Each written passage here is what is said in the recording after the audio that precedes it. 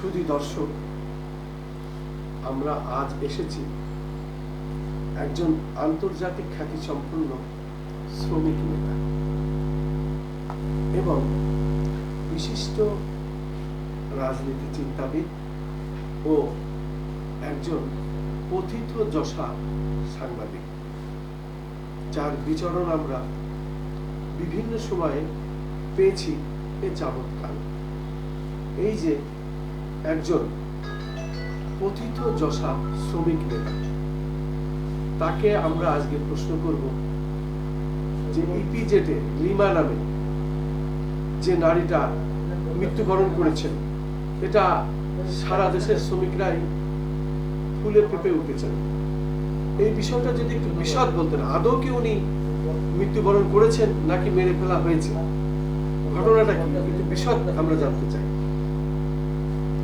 ধন্যবাদ মাসুদ ভাই, সাংবাদিক বৃন্দ। আমি প্রথমে আমার প্রিয়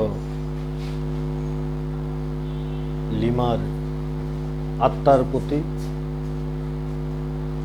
গভীর সুখ ও সমবেদনা জ্ঞাপন করে বলতে চাই,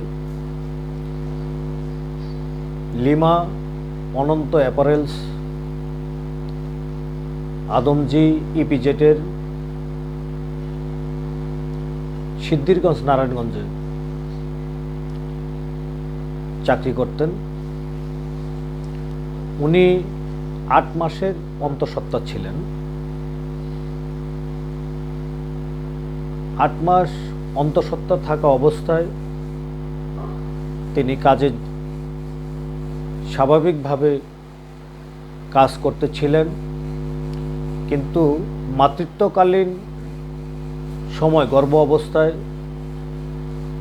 আমাদের মেয়ে নারীদের শারীরিক অবস্থা এক এক সময় এক এক রকম হয়। সে শারীরিকভাবে কর্মরত অবস্থায় খুবই অসুস্থ হয়ে পড়েন। দুর্ভাগ্য হলো এটাই, সে 3 দফায় ছুটি চেয়েছিলেন কর্তৃপক্ষের কাছে, কিন্তু তাকে কাজের অজুহাতে, শিপমেন্টের অজুহাতে তাকে ছুটি দেওয়া হয়নি। এবং ওই দিনই 19 ফেব্রুয়ারি বুধবার কারখানায় ছুটি না পেয়ে চরম যন্ত্রণায় ভুগে তিনি একজন অপারেটর ছিলেন, মেশিন থেকে ফ্লোরে ঢলে পড়েন। এরপর তাকে হসপিটালে নেওয়া হয়। হসপিটালে নেওয়া মাত্র ডাক্তার বলেন, মৃত ঘোষণা করে।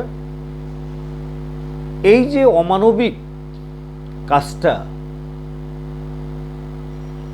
আমাদের দেশের যে ব্যবসা করেন যারা, তারা কোনো শ্রমিকের সমস্যা তারা বুঝতে চায় না, শুধু তারা কিভাবে টাকা রোজগার করবে, কিভাবে শ্রমিকদের ঠকাবে, কাজ করাবে, সেটাই শুধু বুঝে। এটা একটা বর্বরতা, পৈশাচিক আচরণ। আমি এটা কি বলবো, হত্যা নাকি স্বাভাবিক মৃত্যু, এটা আমি বিচারের ভার এই রাষ্ট্রের কাছে দিচ্ছি। আমি এইটার জন্য এই লিমা মৃত্যুটা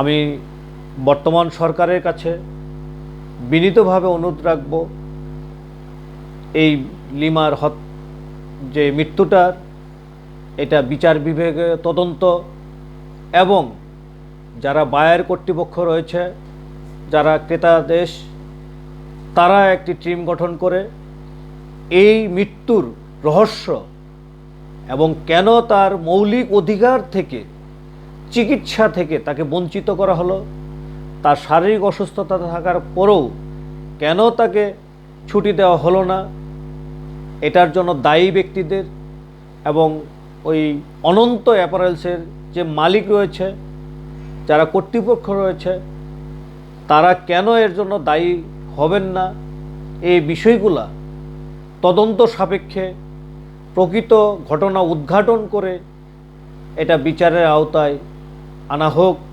জনসম্মুখে প্রকাশ করা হোক।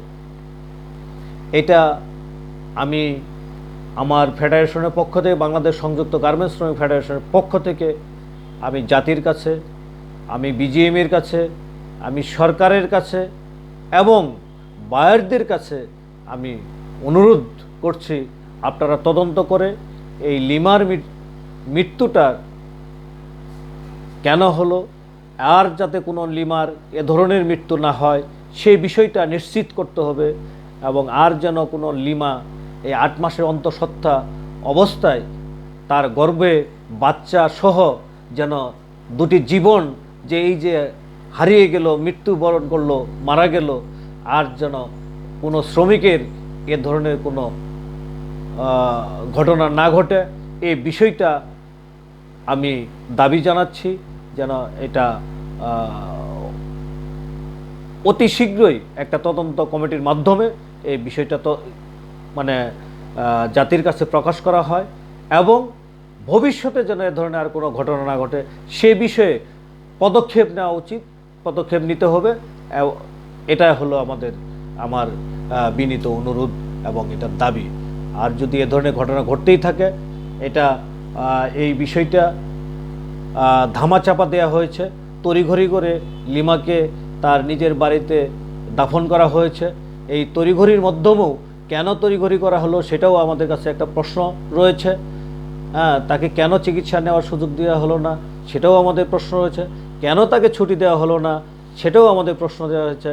এই দুটি প্রাণ কিভাবে, কেন তাদের অবহেলা, তাদের পৈশাচিক আচরণের কারণে যে গেল একজন শ্রমিক, কেন এই সুযোগ থেকে বঞ্চিত হলো, কেন আর তাদের কারণে মৃত্যু ঘটলো, চিকিৎসা থেকে বঞ্চিত হলো, এটা আজকে জাতির কাছে, আজকে সারা দেশের শ্রমিক সমাজের কাছে বিষয়টা শ্রমিক সমাজ জানতে চায় এবং এর যে আসল যে ঘটনা উদ্ঘাটন করে দায়ী ব্যক্তিদের দৃষ্টান্তমূলক শাস্তি চায়।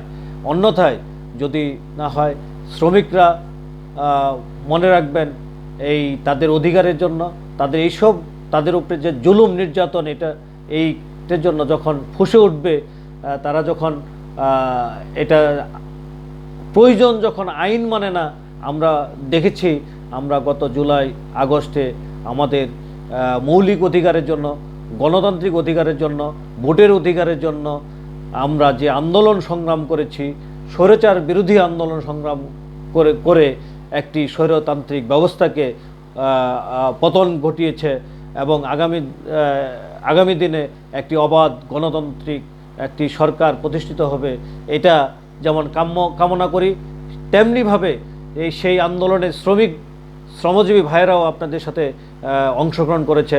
আমাদের বেশ কয়েকজন শ্রমিক সেই আন্দোলনে নিহত হয়েছে, জীবন দিয়েছে, অনেকে আহত হয়েছে, তাদেরও অবদান এই পরিবর্তনের সাথে কম নয়। আমরাও যদি এইসবের কাজ ধারাবাহিক চলতে থাকে, তাহলে শ্রমিক কিন্তু তাদের ভাগ্যের পরিবর্তনের জন্য, তাদের অধিকার আদায়ের জন্য, তাদের এই মৌলিক অধিকার প্রতিষ্ঠা করার জন্য তারাও কিন্তু রাজপথে নেমে আসবে, তারাও কিন্তু ত্যাগ স্বীকার করবে, তারাও অতীতেও তারা অনেক আন্দোলন সংগ্রাম করে জীবন দিয়েছে, ভবিষ্যতেও তাদের এই অধিকার প্রতিষ্ঠার জন্য আন্দোলন সংগ্রাম করে জীবন দিতে তারা প্রস্তুত রয়েছে, তাদের অধিকার আদায় করে ছাড়বে। এটা কিন্তু যদি এই বিষয়টা থেকে, এই লিমার বিষয়টা থেকে যদি শিক্ষণীয় এবং দৃষ্টান্তমূলক ব্যবস্থা নিয়ে যদি ব্যবস্থা না নেওয়া হয়, তাহলে কিন্তু পরবর্তীতে এ ধরনের কোনো ঘটনা ঘটলে সরকার এবং যারা এদের দায়িত্বে রয়েছেন কর্তৃপক্ষ অবশ্যই তার দায়িত্ব বহন করবে, শ্রমিকরা কোনো দায়িত্ব বহন করবে না, এটাই প্রতিবেদন। তাই আমি আবারও উদাত্ত আহ্বান রাখছি, এই বিষয়টা একটা বিচার বিভাগে তদন্ত করে আগামী 10 দিনের মধ্যেই এটা যেন একটা তদন্তর যে রিপোর্ট যেন প্রকাশ করা হয় এবং এর সাথে দায়ী ব্যক্তি যারাই রয়েছে তারাই যেন আইনের আওতায় আসে, আইনের আওতায় এসে একটা বিচার আমরা দেখতে পারি, এবং এ ধরনের ঘটনা যেন আর কোনোদিন কোনো শ্রমিকের ক্ষেত্রে না ঘটে, এটার জন্য প্রয়োজনীয় ব্যবস্থা এবং আইন এবং প্রয়োজনীয় নির্দেশনা সরকারকে অবিলম্বে দিতে হবে। এটাই আজকে আমার কথা। সবাই ধন্যবাদ। আপনাকে অনেক অনেক ধন্যবাদ এই সংক্ষিপ্ত সাক্ষাৎ দেওয়ার জন্য। শুধু দর্শক, আমরা শুনলাম এই লিমা, সে বৈষম্য শিকার। আসলে সে একা নয়, সে অন্তঃসত্ত্বা, তার গর্ভে সন্তান ছিল। এই অন্তর্বর্তী সরকার প্রধান, শান্তিতে নোবেলজয়ী, বিশেষ করে প্রফেসর ডক্টর মোহাম্মদ ইউনূস সাহেবের কাছে ওনাদের আকুল আবেদন যেন এটাকে যথাযথভাবে নির্দেশ দেওয়া হয় এবং প্রকৃত খুনিদের বিচার করা হয়। আমি খন্দকার মাসুদুজ্জামান আজকে এই সংক্ষিপ্ত সাক্ষাৎ গ্রহণ করলাম। এই শ্রমিক নেতার, প্রখ্যাত শ্রমিক নেতার মুখে আমরা বিষয়টি জানলাম তার অফিসে এসে।